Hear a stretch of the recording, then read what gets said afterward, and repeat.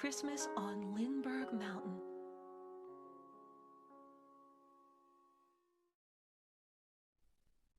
To all who hear these words, may your lives be filled with the fantasy, warmth, and magic of Christmas, now and forever.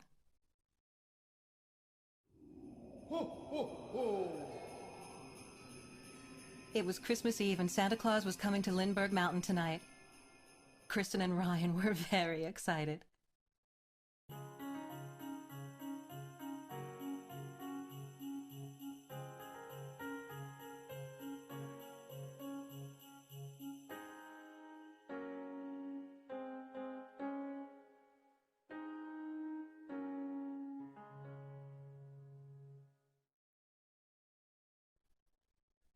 Kristen stood outside Feeney's department store with her nose almost pressing the tall, cold glass of the window that was as big as a house.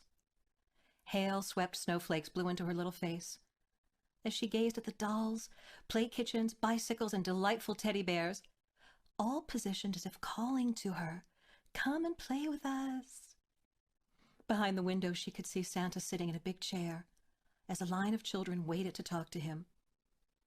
She had already talked to Santa 2 days before, but she wanted to visit him just one more time before Christmas came. You see, she had changed her mind about everything she had asked for on her Christmas list.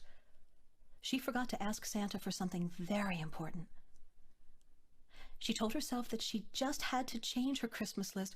She was sure he wouldn't mind too terribly. After all, he was Santa, and he loved children and had more patience with them than almost anyone.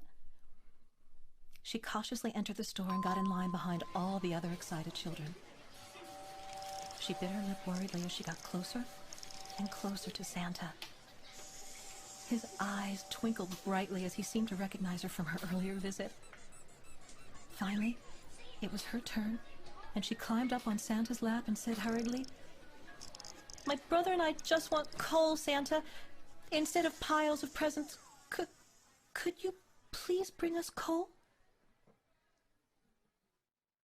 And Santa, please look very hard for our cabin on Lindbergh Mountain, please." And Santa's face softly changed, and it told Kristen that he was curious and kind and very wise all at the same time. And he said, "But Kristen, you and your brother are very good children. Toys from the North Pole are more fun than lumps of coal." In her mind's eye, she could see what she had asked for from her first Christmas list: a dazzling watch and a new bike. And she could also see the great pile of presents, wrapped in shiny green paper and tied with red braided ribbon that had sat under her Christmas tree just last year before she and her family had to move to the little cramped cabin with only an old coal stove for cooking and heating alike. In all of Santa's worldwide travels, no one had ever asked him just for coal. He patted Kristen on top of her soft, shiny brown hair and said, "We'll see. We'll see. You go along now and be a good little girl." Kristen climbed down from Santa's lap and scrunched up her little face and wished as hard as she could that Santa would reconsider and bring her family the coal that they so needed. As Santa watched her turn to walk away, he felt the warm, reassuring hand of Mrs. Claus on his shoulder. She had been, as was her custom, standing by his side. "Something must be terribly wrong at Kristen's house," Santa whispered to Mrs. Claus. "She's such a good little girl. Perhaps I will show her the secret of the reindeer this Christmas Eve." "Oh, my! Will she be the one to receive the secret of the reindeer this year, Santa?" Mrs. Claus asked with such excitement.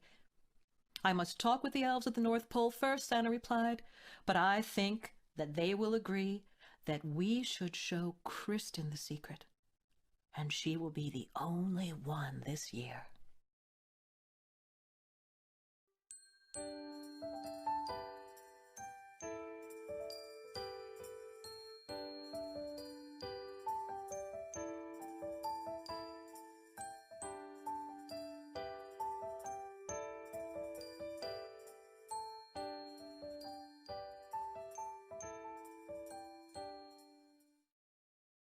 Kristen walked in the icy blizzard towards home. She worried that Santa wouldn't be able to find her new home. It was such a tiny cabin that was almost obscured by trees in the little village of Lindbergh Mountain. How would Santa ever see it from the sky in this awful storm? She and her family had moved there because her daddy had lost his job, and there was no longer enough money to pay for their old house on Holly Hill in Chinquapin. And what a house it was! She missed her old bedroom with the deep windowsills that were just the right height to sit in and read and watch the birds outside. Her mommy made her soft cushions for the window seat, and Kristen would snuggle there for hours, sometimes with a hot cocoa, and sometimes she would even let her silly little brother Ryan sit with her. It was always so warm and safe in her old room, even on the coldest days of winter. The cabin was different. It was never really warm, and even though her mommy had worked so very hard to make it feel like home, Kristen could not forget the cobwebs, spiderwebs, and unfamiliar shadows on the walls that greeted them all when they first opened the door to the cabin on Lindbergh Mountain. The floors creak when you walk, and at night the winter wind shakes the old place. The bells on the necks of the flocking sheep sounded so nice in the day, but at night their ringing took on a melancholy tone, especially when mixed with the howls of the coyotes that sounded to Kristen as if they were as big as wolves. Her mommy and daddy talked about needing money for coal for the old stove, and they looked so sad when they read her Christmas list that contained the bicycle and watch and dozens of other things that Kristen had then thought were important. "Kristen, things will be different this Christmas," her daddy told her. "It is not like it was on Holly Hill. Your mommy and I will not be able to give each other presents, and I read in the Lindbergh Gazette that Santa won't be able to find his way to Lindbergh Mountain. But please believe me, the love that we